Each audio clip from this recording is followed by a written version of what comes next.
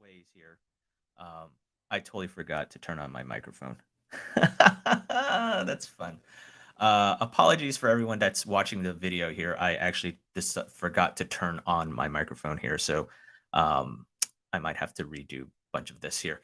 Anyways, but no, Lionel, I think you're correct in terms of the Instagram, the subscriptions side of things. I think it's only a matter of time for that to happen. In terms of I think because if you want to have people to, if you want to monetize it for creators, like how else are you going to attract people and kind of like build a community on Instagram in a better way, in a more intimate way, right? And but I think it was only a matter of time. I don't know where it goes from here. I think it's like it's common sense that to think like, hey, all right, they're doing subscriptions, sure. Like, but what else happens after that, right? Um, but like, I don't know.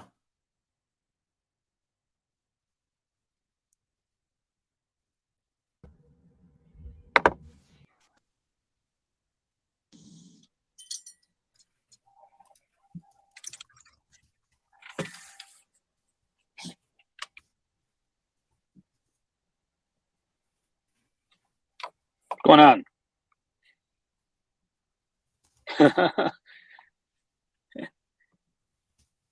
Is your mic on?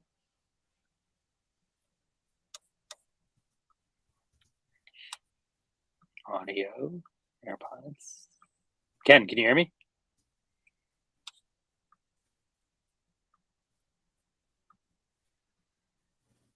You're only in Twitter Spaces?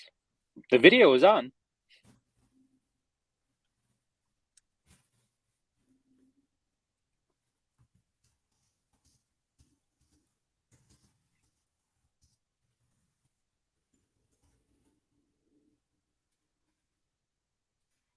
No, I don't hear space at all. Why are you saying nothing here, though? There's a video.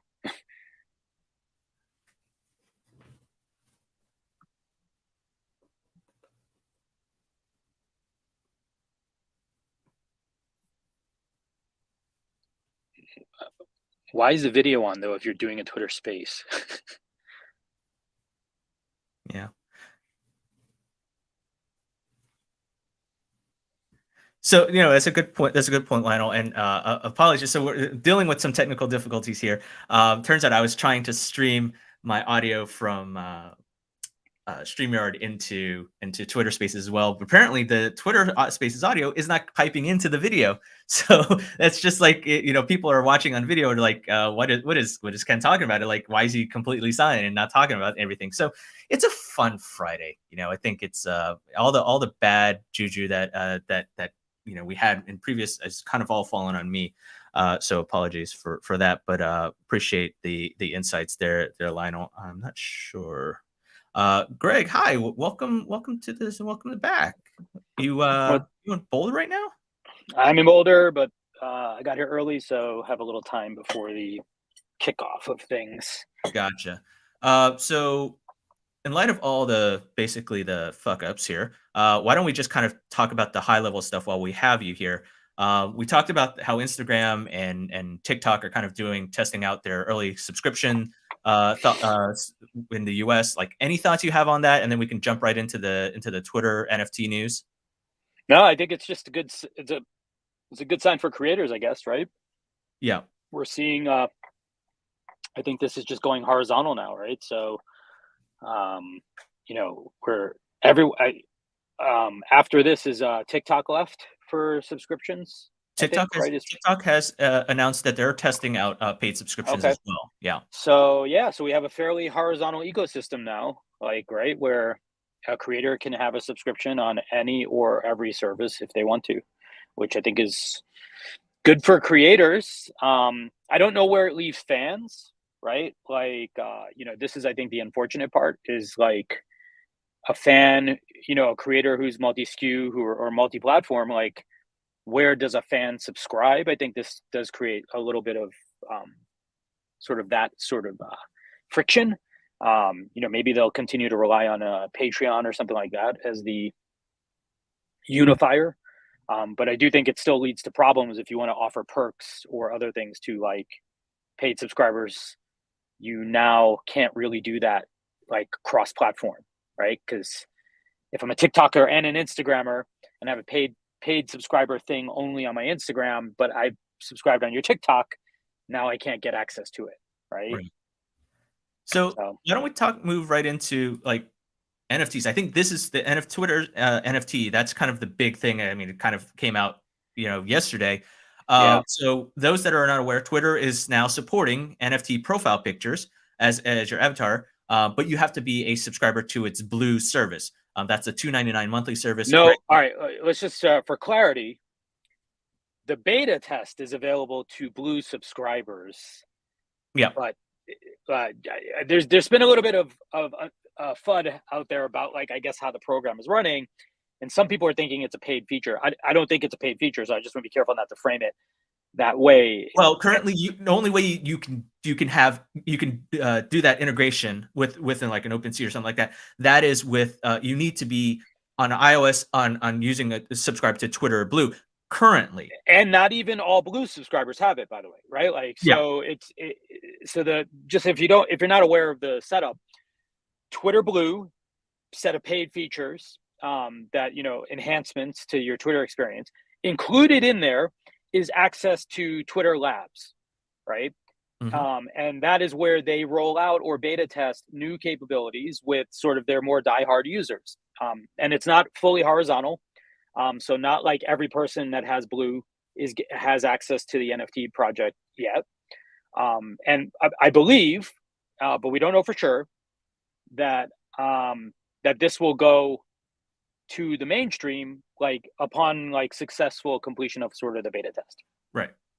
Yeah, and I think this has certainly gotten some pushback from got mixed reaction in the community here. Those that are like, oh my god, like this is great because this is a nice little. I mean, if first of all, I guess it's the first integration with OpenSea's API, and as those that are participating in this that are able to do this, they have a new avatar shape instead of a default circle. It's now a hexagon where you can display your NFTs. But also by doing so, I mean, currently, like you can display your NFTs on Twitter regardless. You don't need this feature. However, if you have it, it allows you to it offers like that verification, that those type of things, that the fact that you legitimately own that NFT as opposed to just taking a random image and putting it as your profile. Well, so I think here's what I'll say. Some people are like, I was in a space yesterday where there, you know, folks were arguing this is not the thing we need. Like we're the thing, or this is not a thing this may be a thing we want, but it's not a thing we need.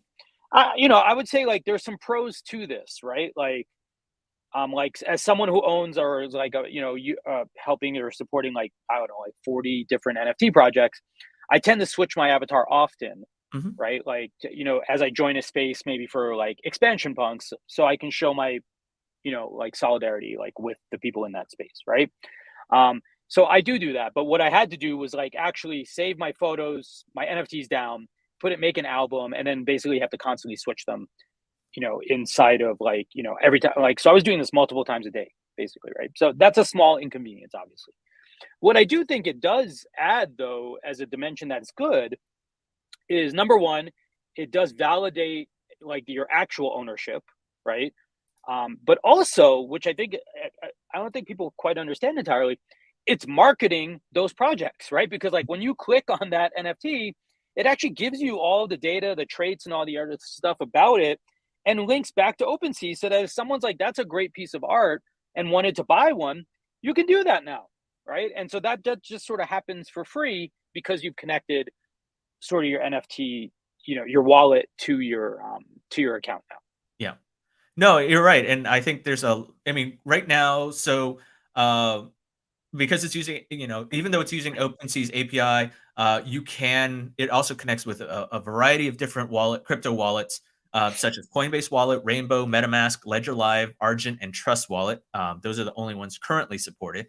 Um, and I mean, it's limited to those that are in the US, Canada, Australia, and New Zealand. You have to be on an iOS device. in order to take advantage. So those that are Twitter Blue but on Android will not be able to participate in this. However, again, like there's that type of integration, the full integration. That's with a nice thing, but that's not stopping anyone from sharing their NFTs as their profile picture. I think you can still do it. You just don't get as much of the, there's a little bit of a trade-off. So, and there's obviously heavy criticism. I don't want to say a majority of it is all bad about it. There's a lot of bad. Yeah. Well, there are people that are complaining more for vanity and personal reasons, as opposed to this feature itself is just awful. Like, I think they're tearing down Twitter more on how it was executed as opposed to the actual process. So let me summarize. I had a thread about this yesterday. I will say that it's been interesting because it's there's sort of like pushback from both sides, right? On the one hand, I've seen a number of like the anti-crypto people basically saying like, great, if I know you have this hexagon, I'm going to block you, right? Or I'm going to kick you in the ass, right? Or whatever it's going to be, which I find kind of stupid, but fine. Like, if you're anti-NFT, like now they've sort of like given a scarlet letter to like every NFT holder, right?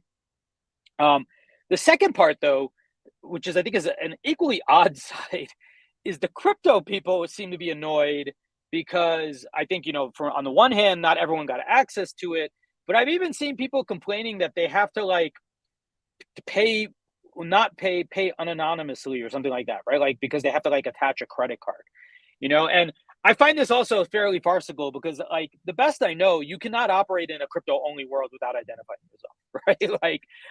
Like you have to pay usually like somewhere with a card, or unless you're like literally in a cash only world.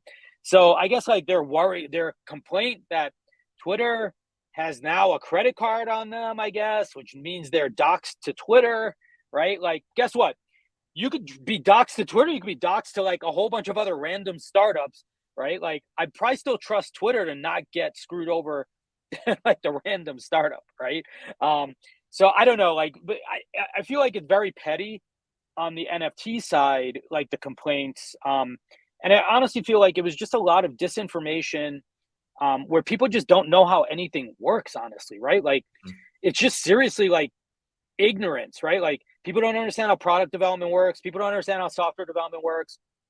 Clearly, people don't understand how capitalism works, right? Like, and by the way, I don't even think this is like a huge capitalistic push by Twitter. Like, they're not, from all like estimations, I don't think they did this to get all these people to sign up for Twitter Blue so they can make $3 a month off of them, right? Like, that's just Twitter's just asinine. raking in the money. Yeah, like from all 10,000 NFT, like high NFT people, right? Like so you're like, I think you're just showing your ignorance, right? Like, if you're actually griping about this, in one or multiple domains. Yeah, look, I think it's a good test for Twitter. And maybe in devil's advocate side, it's like, look, you launch this feature within Twitter Blue because it's, as you pointed out, Greg, it's part of the Twitter labs, right? So you don't just open it up to the masses and just say, hey, let's see how it works. Like, you scale it up, Yeah. Well, other people were complaining like, oh, well, Twitter's not supportive, or they're not listening to the NFT community. I'm like, I consider this a fairly big nod to the community to actually have spent resources and thinking and time and energy and money, like, to actually enable this capability. And hopefully it will be rolled out to everybody. Like, but it's better to fail small than to fail big, right? Like, and OpenSea has been down like every day or every half day for forever. Like, if Twitter is dependent on OpenSea, guess what? It's going to take time. Like, they're trying not to overwhelm OpenSea so they don't scale out of recognition. And everyone who's like, you don't need to use OpenSea, I was like, you've clearly never written any code that speaks to the blockchain to understand the complexity of actually validating collection data and all the other stuff, right? So Greg, I mean, it's like, Twitter's actually one of the first big platforms to kind of really implement, not just think about it, just implement some NFT type of strategy, right? And it's like, or for the end user, right? You don't see that on NFT, yes. Crypto, I think Substack did crypto first, right? But specifically NFT, right? But then specifically NFT, as we're talking about earlier, while my mic was off, because I clearly know technology here, because I report about it clearly. Meta is saying is reportedly looking into NFTs for Facebook and Instagram. So I kind of want to get your thoughts, because that would be a little bit more substantial than Twitter, because you not only can you just display, you're going to be able to create and sell, if this goes through, NFTs on two big platforms, on Facebook and Instagram. Like, what are your thoughts on that? Well, one, I think it will be much like we're seeing with the subscriptions. I believe this capability set will be horizontal as well. So my guess would be Twitter will also allow you to sort of create NFTs. My guess would be, Jeremiah was pointing this out the other day, that they probably will like list your NFTs or collectibles on your profile now, like, or become a new tab or something like that. What you would sell through Twitter, I do think feels a little different, like at least from a classic NFT point of view, right? Like Instagram seems like a layup, right? Like, great, I have a beautiful picture.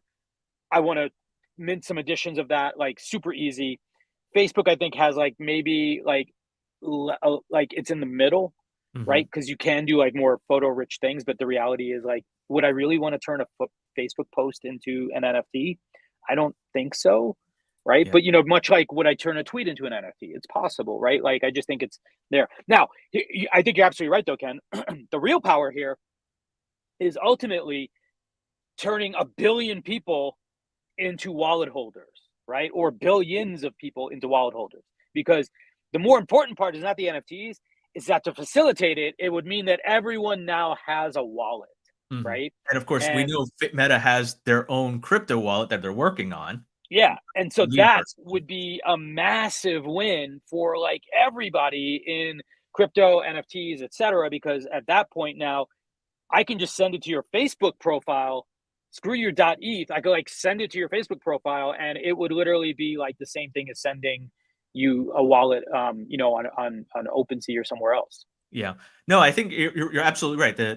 I think it's called Novi, or now at this point, like they've been trying to work on that for a while. Obviously, regulatory concerns abound, but I think one thing though is, like, if you look at even if they don't switch people over to their own crypto wallet, and there's like, hey, use MetaMask, or we'll support all these other things similar to what Twitter has.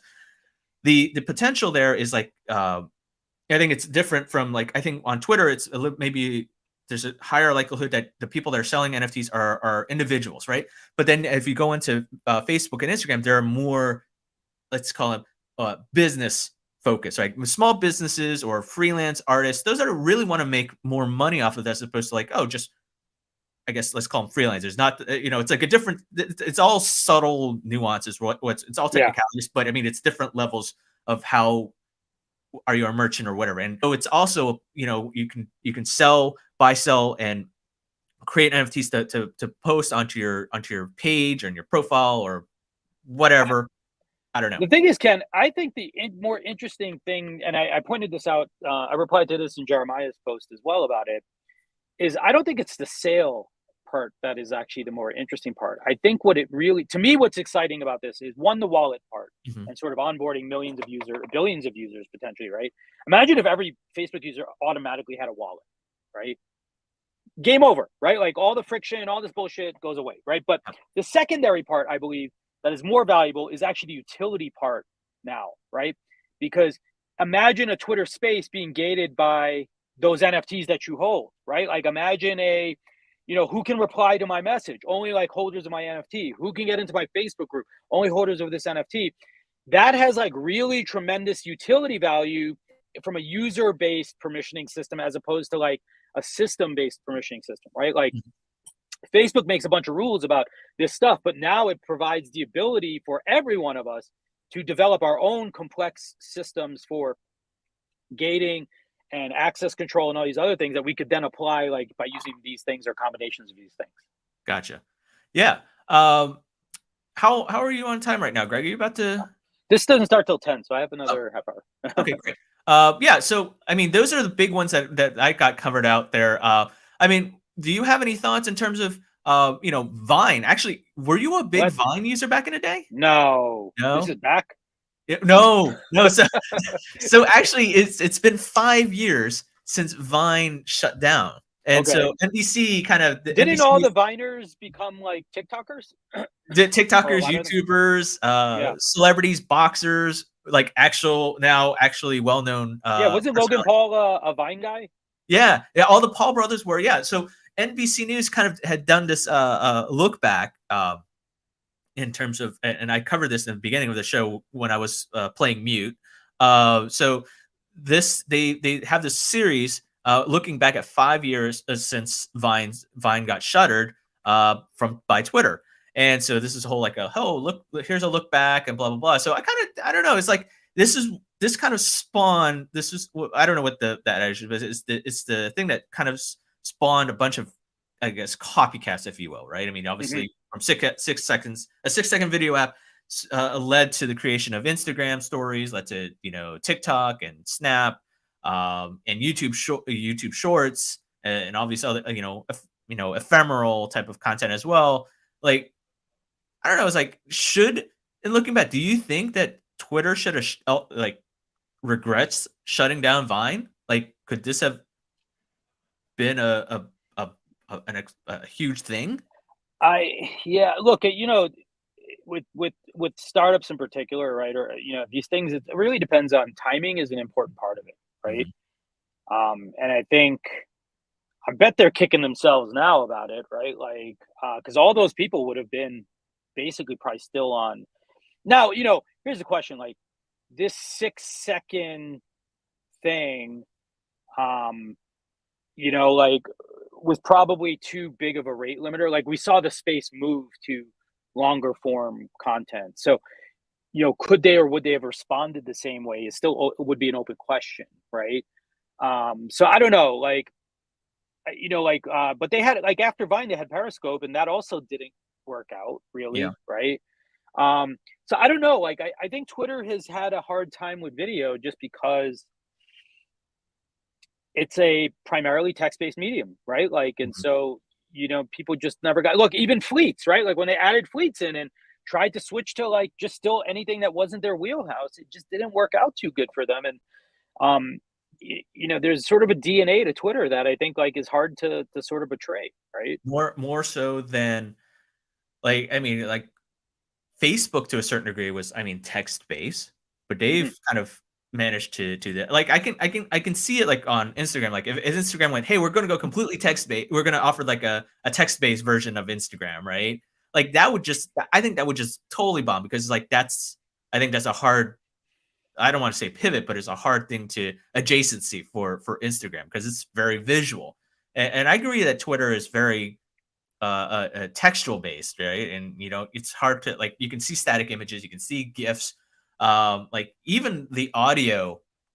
It's like Twitter Spaces doesn't necessarily like jive with the what you think of Twitter, so to speak, but it kind of works to a certain degree because you're not actually necessarily looking at something. Like you're not actively watching a video about blah blah blah. Although those that are watching this show on Twitter, hey, props to you. Um, so yeah, I think it's an interesting shakeup. I guess it's almost similar to like YouTube saying, "Hey, we're going to support podcasts," and like, wait, why? I think that's also still a little weird for me to say. If you're watching like the latest music video from like Adele or Taylor Swift or anything like that, like there has to be that visual component because just having it just be like the audio only on things like YouTube wouldn't make any sense, right? And but Yeah, actually, I think one of the problems, Ken, like I think is yeah, and you see this in Facebook too, by the way, right? Like Facebook does live, but you can't consume it like unless you're in Facebook, mhm, right? And I think that's just an inherent rate limiter, right? Like like if you're in Twitter, I believe even if you start watching a video, I think like if you leave the post, it's gone, right? Like it doesn't minimize down or do picture in a picture kind of thing or any of that stuff. And so part of this is just a consumption model, right? Like, like cool, fine. If I'm in Twitter, you can listen to a space without being like in the app. But like if I'm listening, if folks are listening to us live on Twitter right now, I don't, I haven't tried it, but like, do they have to like stay in our post to watch it? You mean like to watch this video? Watch Yeah, Yeah, I think you have to because I don't think like there's no picture in picture, right? So if you like, I would watch like a like Bloomberg video or CNBC or whatever. If you once you leave that post, yes, you don't have the audio anymore, right? I think in the YouTube app you can still navigate through different videos, but still have the video playing, but that's only on the app, right? But yeah, unfortunately, that's not the case on Twitter. However, if you're on a Twitter space, obviously you can still navigate throughout the app while still having the audio playing. It's just not the video aspect of it. So yeah. I'm like trying to find our video to see if like what happens. yeah.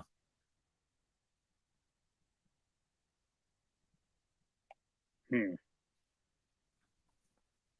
But yeah, I don't think that's the case that you're gonna be able to. There's no that picture in picture type of view that you would have on Twitter itself. But look, I think Vine is. Oh, Victor says that he has YouTube Premium. He can minimize, close the phone screen, and can still hear you. This is how I Yeah. consume us. Wow, so Victor just listens to our voice. Victor doesn't want to see us. Well, so that very much appreciate that, Victor. Well, Um, also, but like iOS makes it hard. Like on Android, you can do picture in picture on YouTube, I believe, without the premium thing. yeah, But in iOS, you can't. You have to use like a hack to be able to do the picture in picture thing. It works. Picture in picture works for like Netflix and Comcast or Xfinity, but it doesn't work for YouTube. Like, yeah. and, again, this inconsistent sort of consumption model. I think is part of like the problem for why some of these folks don't have success.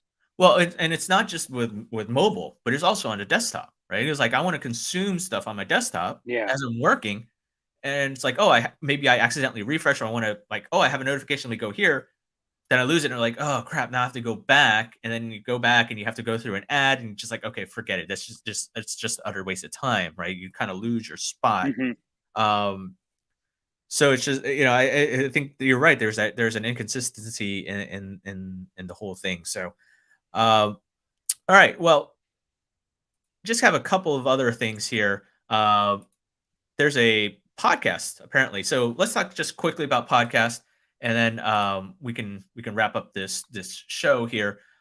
So apparently, podcasting. There's two companies, Racket and Stir. So Racket, the short form audio platform, and the money management software provider Stir have launched a fund called Podcash, um, cash with a dollar sign. So it's like Kesha with a dollar sign, right?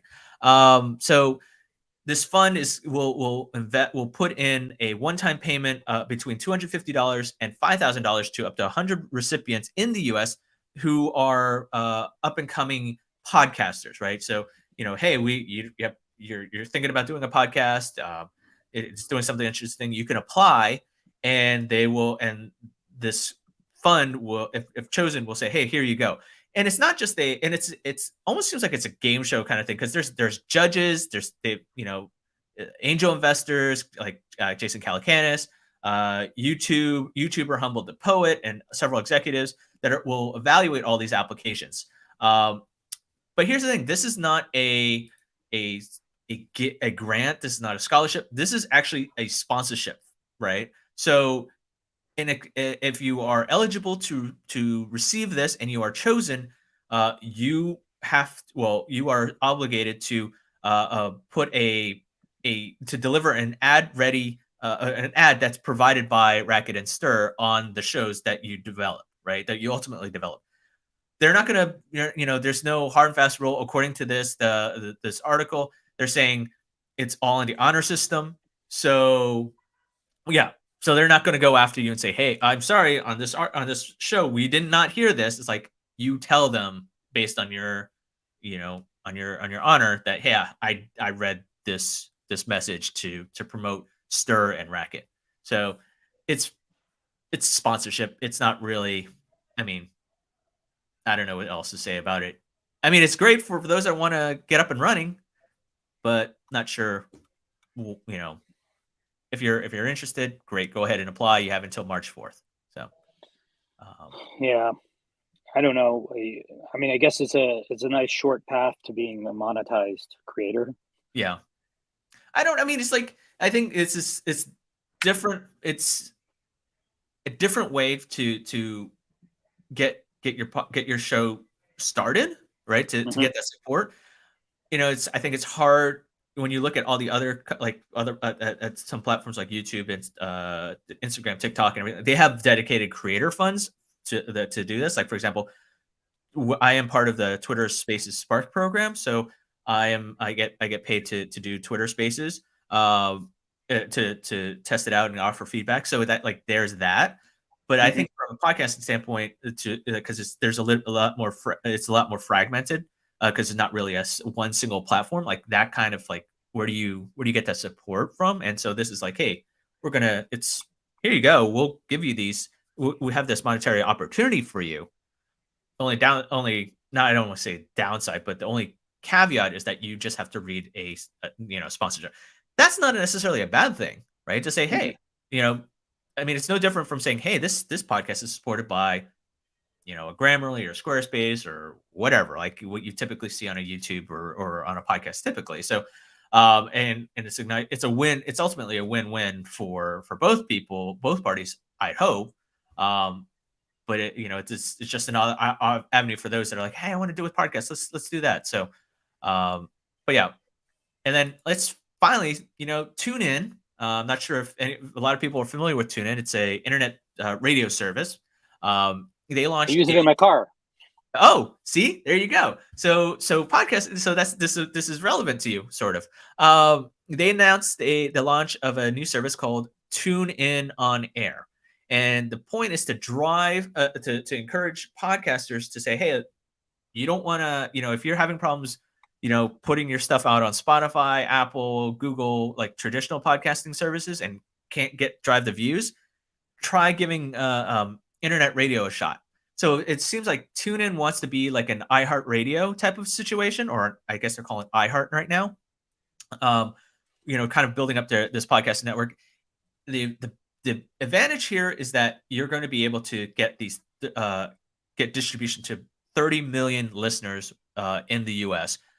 Plus, have your show possibly distributed on many connected devices, Hmm. including cars, such as yours, Greg.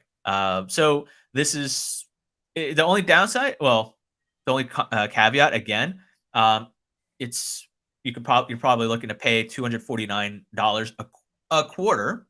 So not necessarily a deal breaker per se. So wait, so we could pay $249 and basically have our show Tune in. on TuneIn?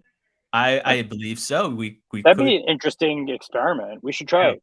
Yeah, and you get all the support that you possibly might need, analytics and help for getting the show live and on linear Yeah. programming. If you're a nonprofit, it is free. The service tier is free to use, right? We should try all these things. Why not? We've wanted a podcast. Why don't we try the racket thing? Well, we could, if assuming that I know how to use my technology to actually broadcast correctly. But go figure. Yeah. Um, We'll wait till I return to normal so yeah, I we don't need I have need this adult supervision to help me out with this. Yeah. um, So I mean, look. I think this is kind of interesting to see this. It's like I'm like, wait, why does a well, this internet? is the dream, no? Isn't this what you like ultimately want? Is like Yeah. big, massive. I mean, I guess what they're the cash grab here, of course, is that most people probably won't get anyone to tune in. So this is just like milking people for an extra, $250 per Yeah. quarter. Although this is not so unlike what I think we covered in the news ages ago. Like Amazon has been thinking about doing some sort of a live radio type of offering for podcasters as well. So Hmm. I think this is not out of the realm of a possibility for others to jump into this space. I kind of, in my weird way, I kind of equate this to being like the version of live streaming, right? Because live radio is basically live streaming.